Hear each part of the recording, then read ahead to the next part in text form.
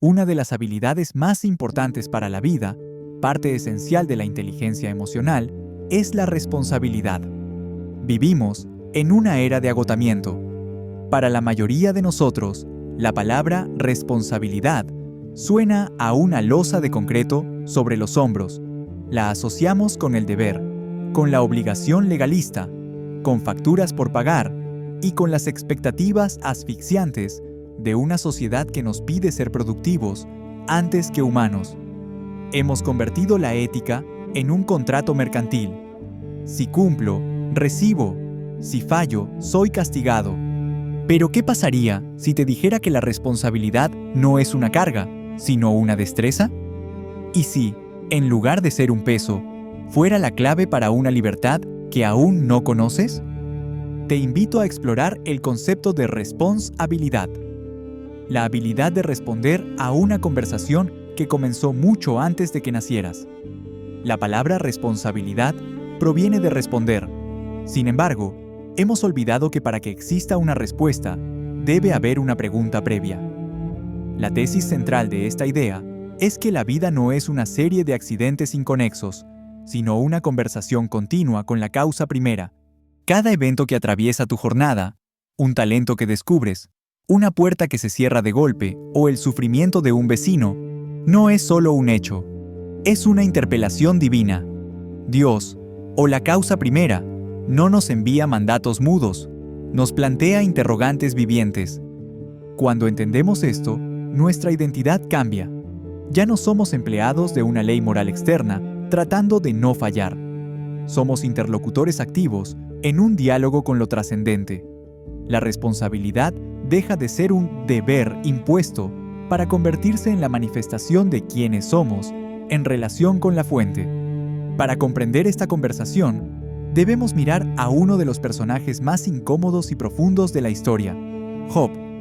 La historia de Job suele leerse como una tragedia sobre el sufrimiento, pero su verdadero valor reside en cómo Job entiende la responsabilidad. Satanás, el acusador, plantea una lógica transaccional. Job es fiel porque le va bien. Si le quitas lo que tiene, te maldecirá. El acusador cree que la relación con lo divino es un intercambio comercial de méritos y recompensas. Sin embargo, cuando Job lo pierde todo, familia, bienes y salud, su respuesta rompe la lógica del mundo. Jehová dio, Jehová quitó, bendito sea su nombre. Job nos enseña que la verdadera responsabilidad se revela en la oscuridad. Ante la pérdida total, Job no se queda atrapado en el reproche reactivo. Él mantiene una fidelidad existencial. Su integridad no dependía de lo que Dios le daba, sino de quién era él ante Dios. La pregunta del acusador es siempre, ¿por qué a mí? Es una pregunta que busca culpables, que nos encierra en el pasado y nos victimiza. Job, aunque grita y duda, nos invita a transformar ese lamento en un diálogo. Él demuestra que la fe no es la ausencia de dolor, sino la persistencia de la conversación, incluso cuando la causa parece callar. Si la vida es una conversación, ¿cómo escuchamos a la causa primera? El libro propone 4 puertas o entradas por las cuales la vida nos lanza preguntas que exigen nuestra responsabilidad. El talento natural no es una ventaja para presumir, es una comisión. Tu facilidad para la música, la ciencia o el consuelo es una pregunta de la fuente. Te he confiado esto, ¿qué vas a hacer con ello? El sufrimiento ajeno, el dolor del otro, es una interpelación directa a tus dones. No es algo para observar con lástima pasiva, sino una convocatoria a la solidaridad activa. El silencio prolongado. Hay épocas de quietud que parecen vacíos abandonados, pero el silencio es a menudo el laboratorio de la identidad, donde Dios nos pregunta, ¿me amas por quien soy o por lo que te doy? Las puertas que se cierran, un fracaso o un rechazo, no es necesariamente un castigo. Puede ser una demolición controlada que permite una nueva arquitectura de vida. Es una invitación a reevaluar el rumbo y descubrir caminos que antes eran invisibles.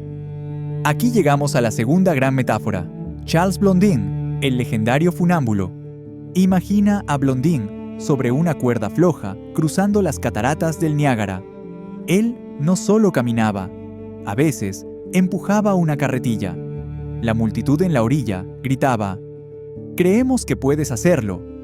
Pero Blondin les hacía la pregunta definitiva: ¿quién de ustedes está dispuesto a subirse a la carretilla? Subirse a la carretilla es la esencia de la fe operativa. Muchos de nosotros tenemos una fe de orilla, intelectual, distante, que afirma creer pero no arriesga nada.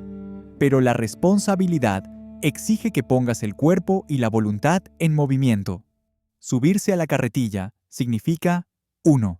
Abandonar el control obsesivo. Aceptar que no controlamos todos los resultados, pero confiamos en aquel que maneja el equilibrio. 2. Actuar en la incertidumbre. La fe no es ver todo el mapa, es dar el siguiente paso en la cuerda, porque confías en la dirección de la causa. Y 3. Pasar del asentimiento mental a la entrega. No es decir, creo en el equilibrio, es vivir en equilibrio. Veamos cuál sería el protocolo de la conversación. ¿Cómo responder hoy? La teoría es hermosa, pero la responsabilidad se valida en la práctica cotidiana. Para que dejes de ser un espectador y te conviertas en un interlocutor, necesitas un protocolo.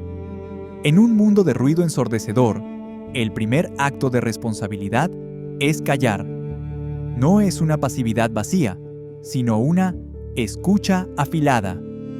Dedica 5 minutos al día a preguntar en silencio: ¿qué me estás planteando hoy? Debemos aprender a distinguir la voz de la causa del ruido de nuestras propias urgencias.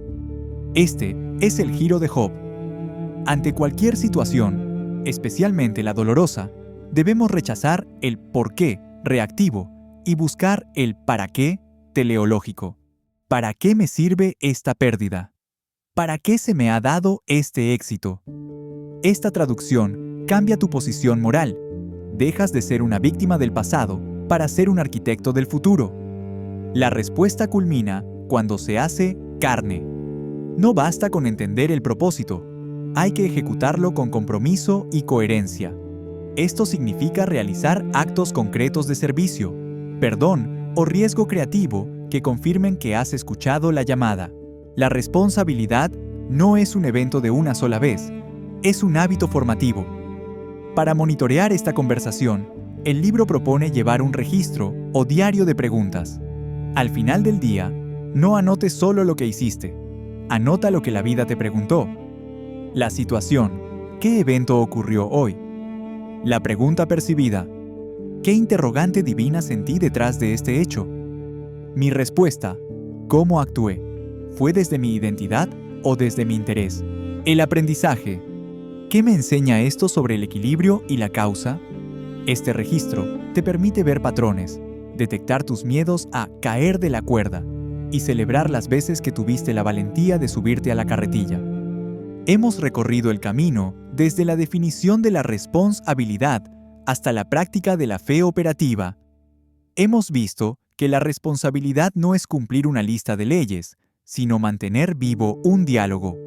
Job nos enseñó que la identidad es el ancla cuando el suelo tiembla. Blondin nos recordó que la confianza solo es real cuando ponemos el pie en la carretilla. Hoy, la causa primera te está haciendo una pregunta a través de este texto, de tu familia, de tu trabajo o de tu dolor silencioso. La pregunta no es si eres capaz de ser perfecto, sino si estás dispuesto a seguir conversando. No permitas que tu vida sea una serie de reacciones automáticas. Que cada gesto tuyo sea una respuesta consciente. Porque, al final, tu biografía no será la suma de tus logros, sino la antología de tus respuestas. ¿Aceptarás el desafío de subirte a la carretilla hoy?